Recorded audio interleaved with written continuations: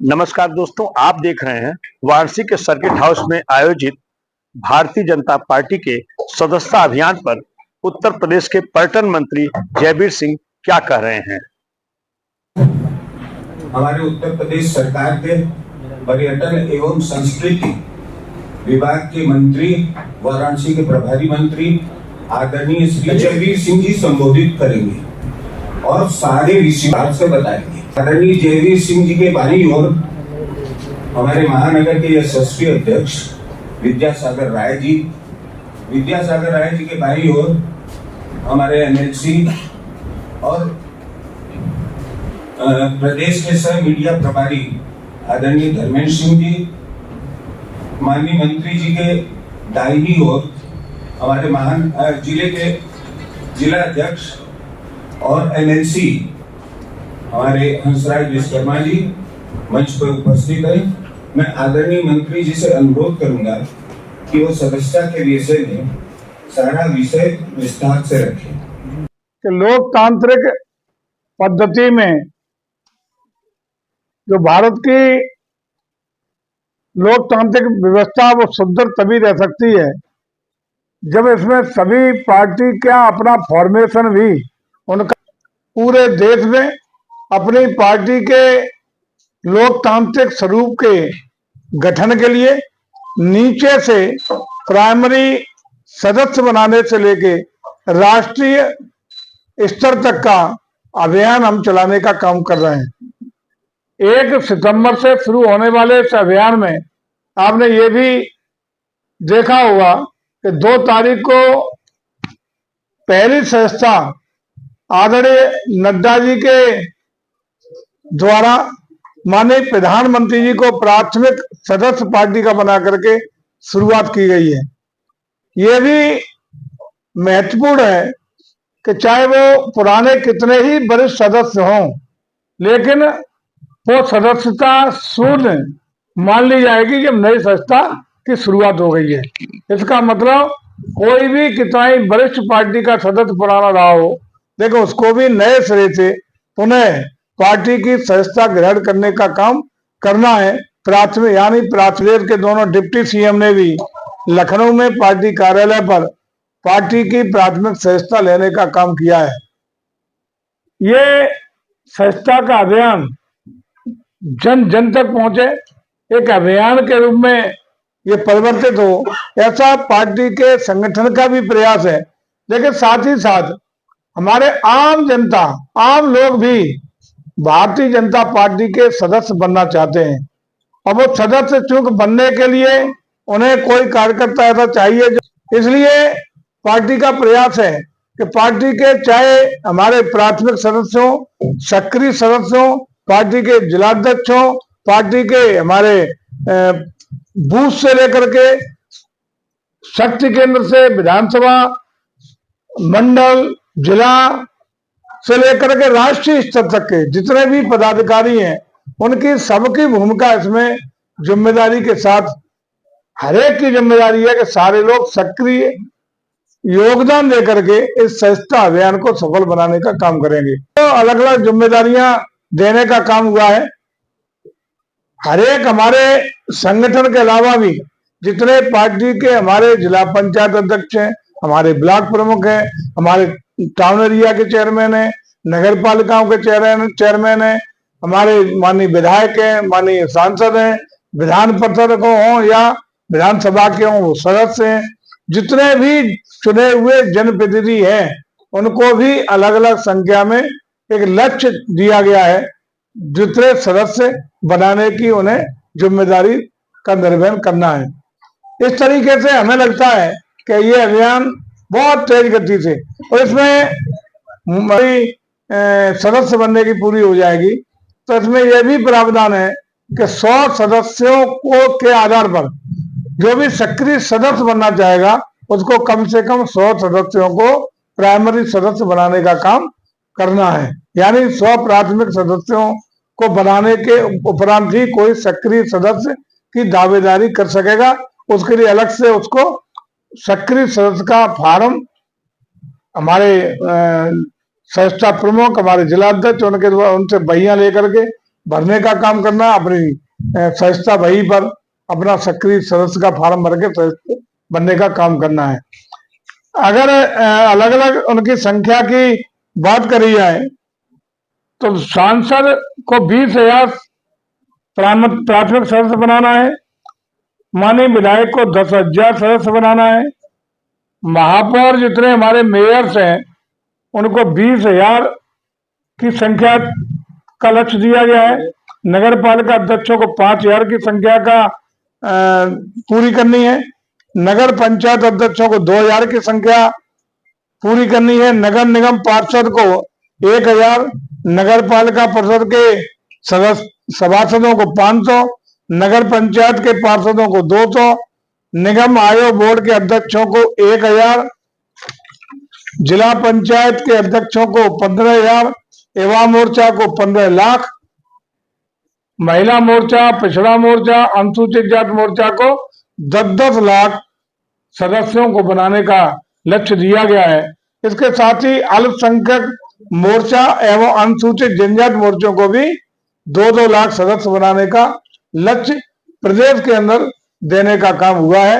इस प्रकार से हमें लगता है कि हम इसको भी क्रॉस करेंगे, क्योंकि प्रदेश को पहले 1 करोड़ का प्राथमिक सदस्य का लक्ष्य था, लेकिन जिस उत्साह, जोश और जुनून के साथ और लोगों का जुड़ाव देखते हुए स्वयं आकर्षित लोग रहे हैं, इस लक्ष्य को बढ़ा करके हम लोग 2 करोड़ लक्ष्य को उत्तर प्रदेश पर ले जाने के लिए नया लक्ष्य दुगना करने का संकल्प लिया है, जिसे हम समझते हैं कि हम पूरा करेंगे।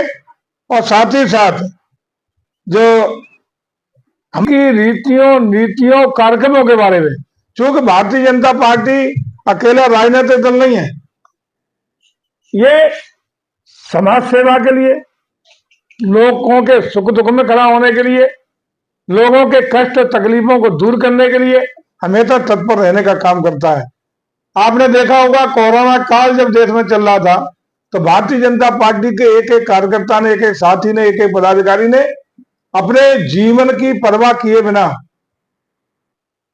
पीड़ित की, जरूरतमंद की एक एक घर तक जाकर के मदद करने का काम किया। एक राष्ट्रीयता से ओतप्रोत सर्वोच्च ऊंचाइयों पर ले जाकर के भारत को विश्व पटल पर छा जाने का काम हो सके, हम 2047 तक भारत को विश्व गुरु बनाने के साथ साथ विकसित भारत बना सके, एक सशक्त और ताकतवर भारत बना सके, एक राष्ट्रीय भावना से ओतप्रोत हम अपना समाज दे सके, ये लक्ष्य है। और इसी लक्ष्य को पूरा करने के लिए हम विकसित भारत बनाने के संकल्प के तहत आगे बढ़ रहे हैं। और हमारा प्रयास है कि हम पक्ष में रहें या विपक्ष में रहें, लेकिन राष्ट्रीय एकता, अखंडता, भाईचारा, समाज सेवा के साथ अन्य राजनीतिक दलों से। आज की प्रेस वार्ता में भारतीय जनता पार्टी की मीडिया प्रभारी नवरत्न राठी, महानगर अध्यक्ष विद्यासागर राय, एमएलसी हंसराज विश्वकर्मा व एमएलसी धर्मेंद्र सिंह उपस्थित रहे। मंत्री जी, अभी आपने पर्यटन की बात की, पर्यटन के चलते उद्योग जगत पूरा बढ़ रहा है, होटल इंडस्ट्री बढ़ रही है। होटलों पे जांच के नाम पर जो 50-50 साल पुराने होटल हैं उन पर अब नकेल कसी जा रही है। आपका पर्यटन विभाग जो है लाइसेंस देने में इतना परेशान कर रहा है, उसके बाद जाइए तो 0 टॉलरेंस के बाद 10-10 लाख रुपए घूस मांगा जा रहा है। और पूरी सवाल हो जाने दीजिए, आपके होम स्टे के लिए यहाँ के टूरिज्म विभाग को अधिकृत किया गया था, उसमें भी बीडीए घुसा दिया गया। अगर शहर में सबसे भ्रष्ट कोई डिपार्टमेंट होगा तो बीडीए और आरटीओ होगा। आरटीओ और बीडीए का जब इसमें नियम ने उसमें घुसाया क्यों जा रहा है पर्यटन विभाग में? देखिए, जैसा कि आपको एक चीज संज्ञान में ला दूं कि उत्तर प्रदेश में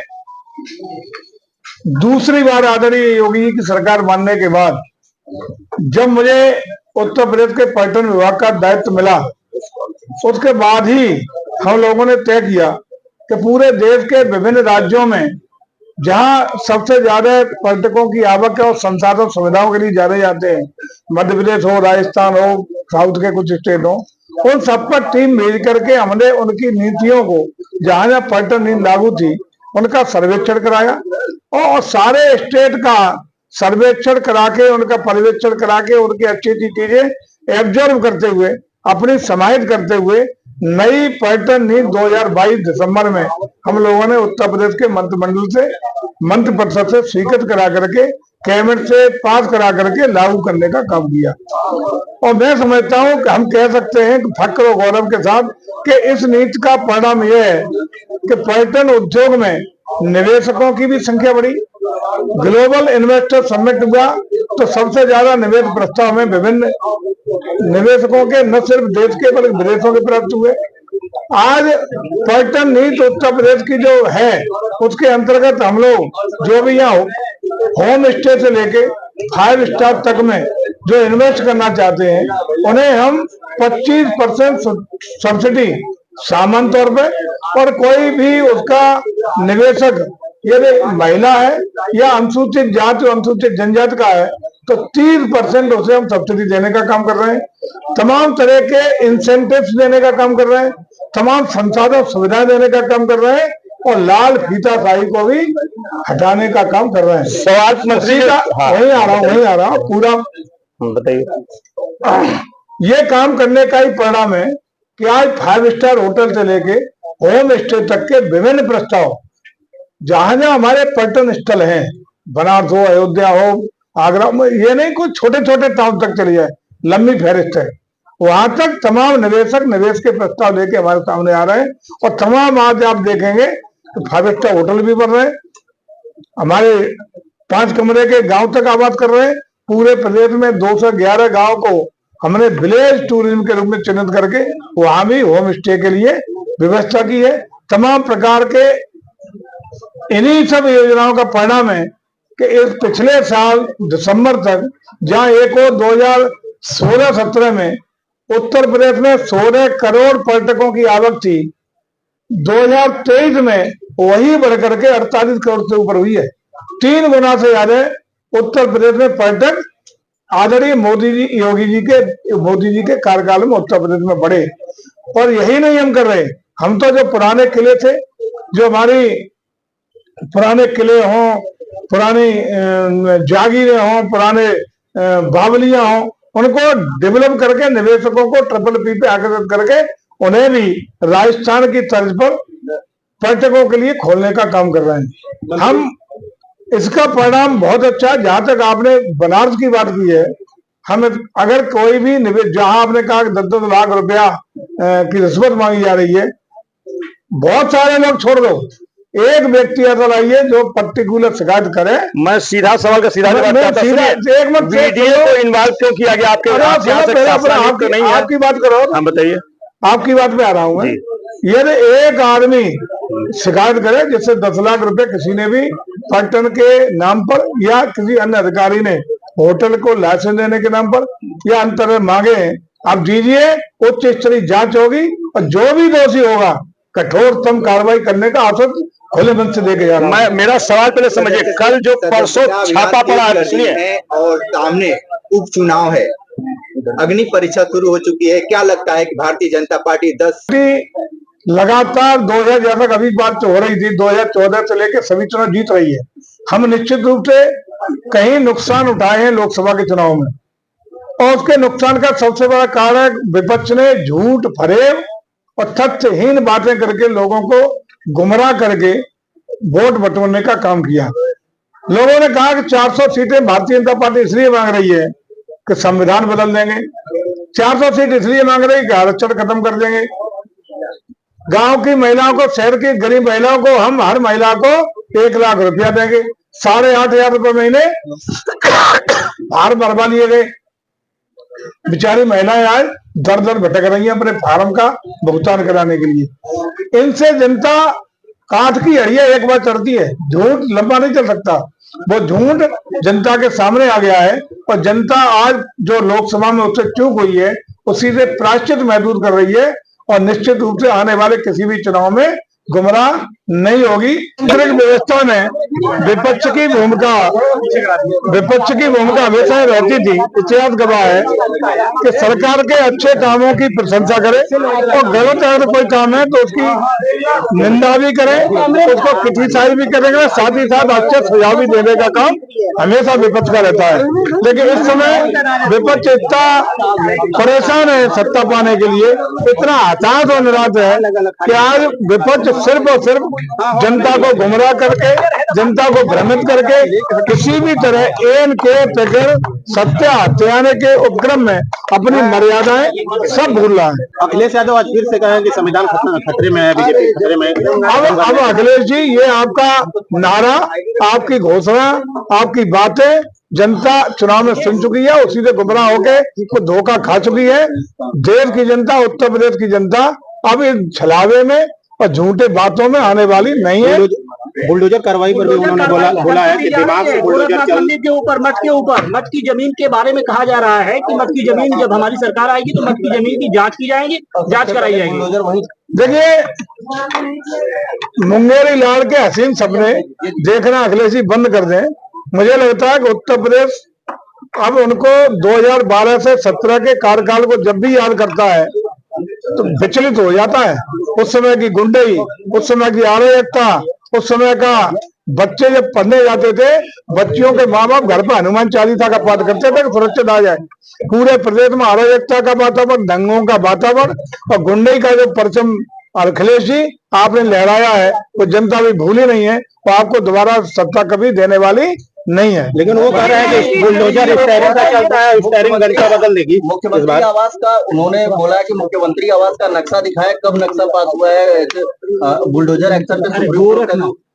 देखिए, मैं समझता हूँ कि बहुत छोटी हरकतों पे आ गए हैं अखिलेश जी। आप इन बातों से आप पब्लिक को गुमराह नहीं कर पाएंगे। आपको निश्चित रूप से विपक्ष की भूमिका उत्तर प्रदेश की जनता ने तय की है, आगे भी आपकी यही भूमिका रहने वाली है। क्लाउन टाइम्स यूट्यूब चैनल की खबरों को आगे भी देखने के लिए चैनल को लाइक करें, सब्सक्राइब करें, बेल आइकन को प्रेस जरूर करें। क्लाउन टाइम्स की खबरों को फेसबुक पेज पर देखने के लिए पेज को लाइक जरूर करें।